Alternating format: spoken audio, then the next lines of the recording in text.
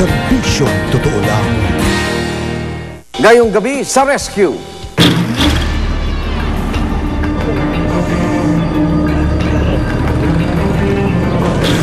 Talaga ba naihimatay ito?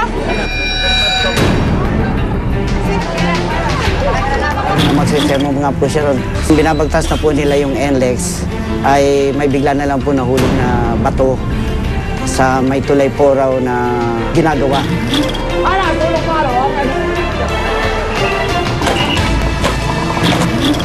May bata nga ako, nakita mo?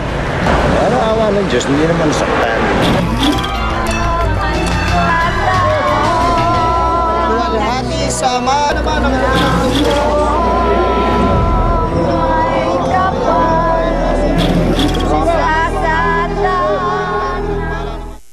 Isang kahilingan daw na dininig ng langit ang nagtulak kay Michael Katigbak para simulan ng isang panata 4 na taon na ang nakararaan. Literal niyang sinunod ang yapak ni Jesucristo hanggang sa Kalbaryo sa krus. Sinundan ng rescue ang muling pagpasa ni Michael sa Paumbong, Bulacan. Sa kaparian ng Diyos, panalangin po ang makasalanan niya at kami mamatayan mo.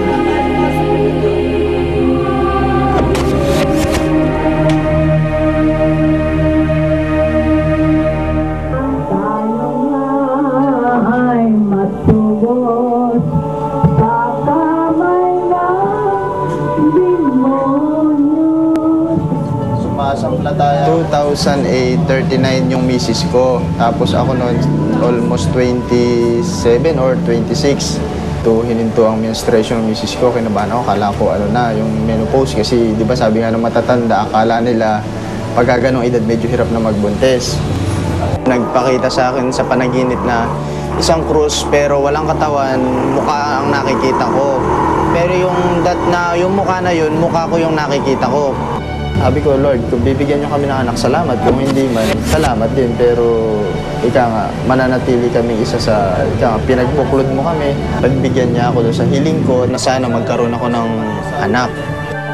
Yun, binigay nga niya sa akin. Ngayon, pasalamat ako sa kanya. Sabi ko, Ama, gaganap na ako. Kung ano man yung iniyatang niyo sa akin sa pangitain, gagampanan ko na.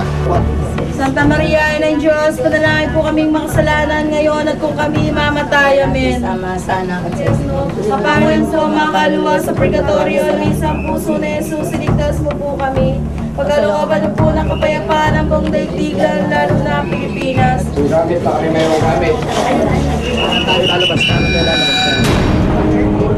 siya kaluhiran at utos na katampatan ng matuwid na hukuman. Ang haba niya 14 meters, tapos yung paripan niya 7.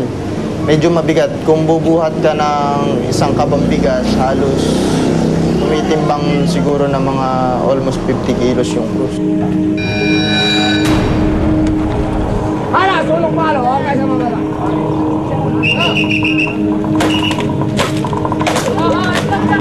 Ang natangi mo lang makikita talaga sa akin pag nangyari, yung alikabok na, yung lupa na pagka hinampas kayo talaga nagliliparan. Awa naman ni Lord talaga. Sabi nga sa inyo, manalig ka lang sa Kanya.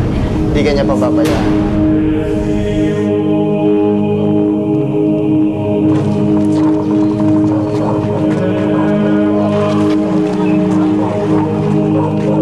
Siguro pagdating ng araw, if darating yung kakaedad siya, magkakaisip siya, siguro naman maiintindihan niya kung paano yung papaliwanag ko sa kanya unti-unti kung bakit ako ginaganon.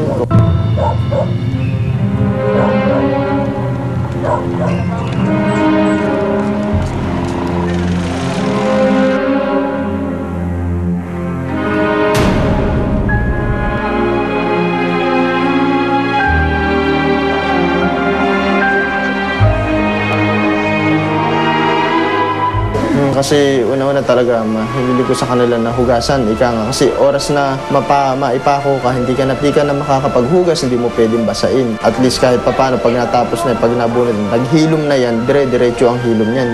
O ika nga, dumarating yung agam-agam na pagdating ng ganyang pakuan na sabi nila na hindi ka ba ma-infeksyon, hindi ka ba natatakot. Sabi ko, awa ni Lord sa loob ng 3 taong kong pamamanata na tinupad ko yung gampanan iniyatang niya sa akin. Sa paa ko, nilagyan siya ng hudyo namin, pinala siya, nilagyan siya ng triangle para maging maganda yung pinakaulo. Tapos ibababad mo siya ng alcohol ng 10 buwan bago dumating yung mahal na araw para lumabas yung kalawang niya.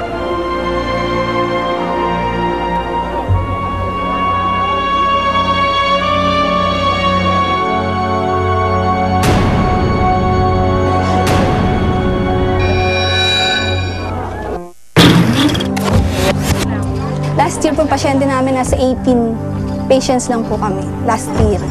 Hindi po katulad ngayon talaga po mas madami po yung pasyente. Tsaka halos po sabay-sabay. Isang